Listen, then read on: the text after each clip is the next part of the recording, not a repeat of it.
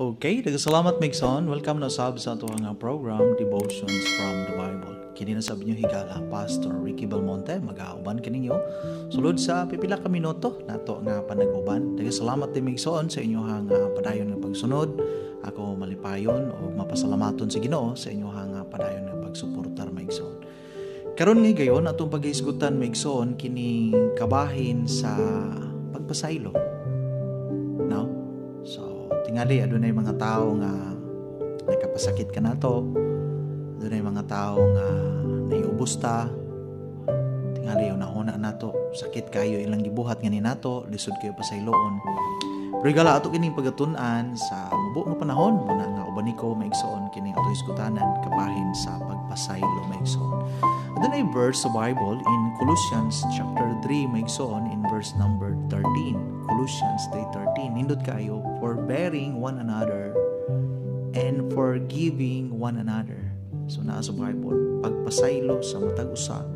If any man have a quarrel against any, kung aduna may panagbingkil atok sa usa, even as Christ forgave you, so adunay example ba?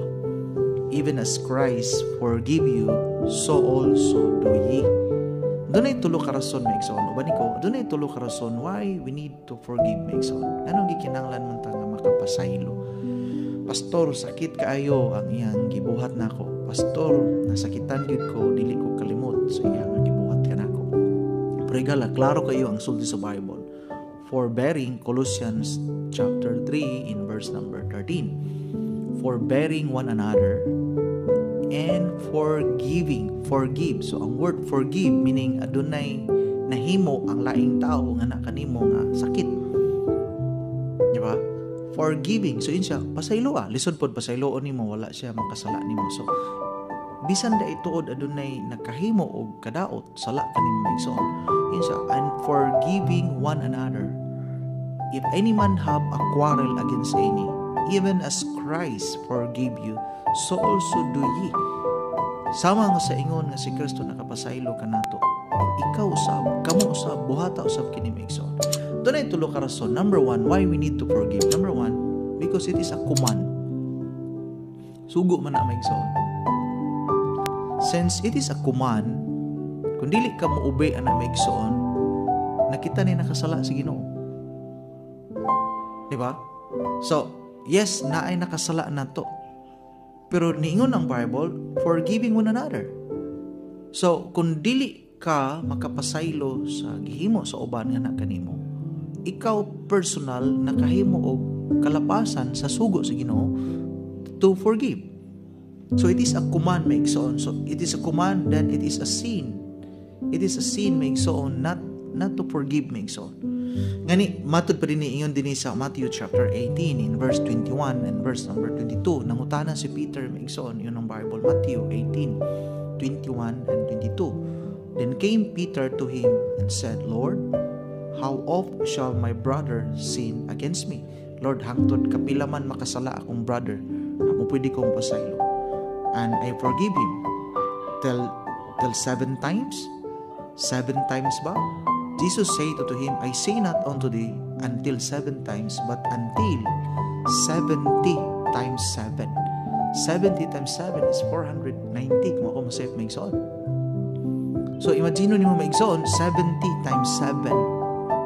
Wow!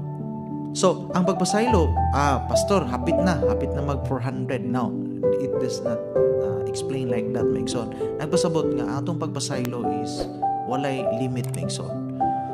No? Walay limit maigsoon. So igala, ang mahitabo manggod kung dili ka makapasaylo maigsoon, ikaw mo'y mas ma-hurt. Ikaw mo'y mas dihado ba? But when we release forgiveness, na kay peace of mind, knowing that God will recompense ato nga tao nga nakahimo kanimog sakit. Ang mahitabo manggod kung dili ka kapasaylo maigsoon, ikaw may magpasan sa kabugaton, sa anger, sa sa hatred.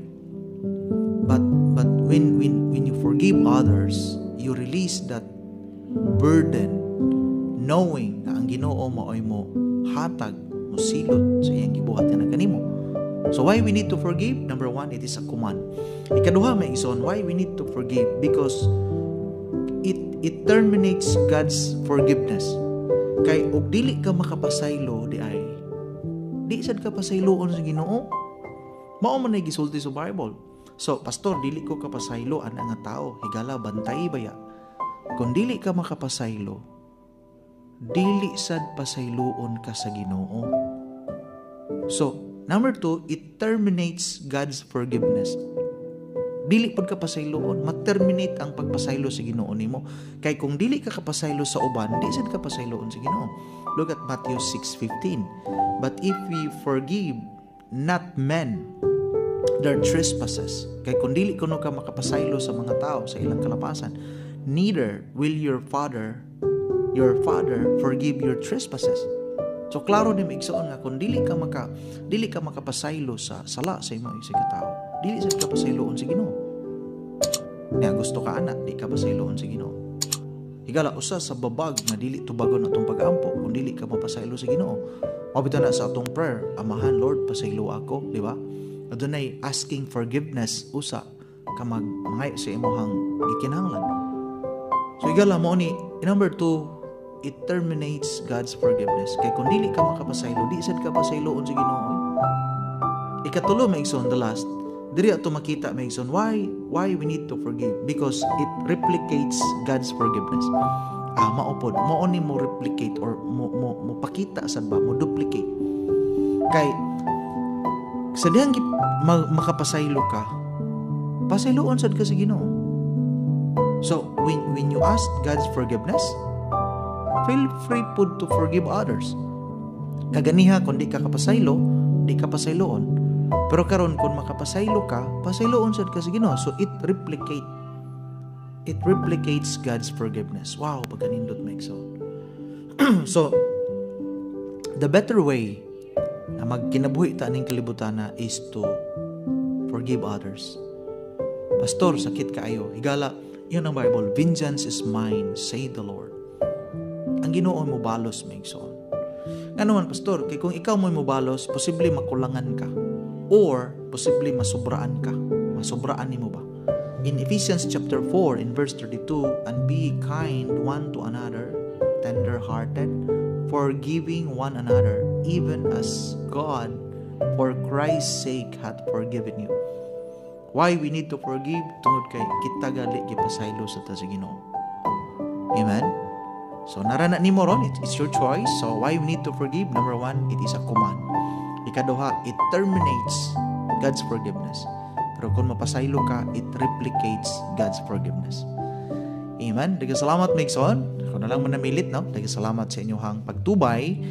Gihangi ko kamo sa pag-subscribe, no? Kung wala pa mo makasubscribe ani nga channel, gihangi ko kamo sa pag-subscribe. Dayon, pwede po ninyo ni i-share, maigsoon, sa inyong mga higala. Basin dahil ikaw may gamiton sa pag-remind kanila may tungod sa pulong sino. Daghang salamat. Ako na lang manamilit. Kini na sa inyong higala, Pastor Ricky Belmonte Mengon. Daghang salamat. Ang Diyos magapanalangin kanatong tanan.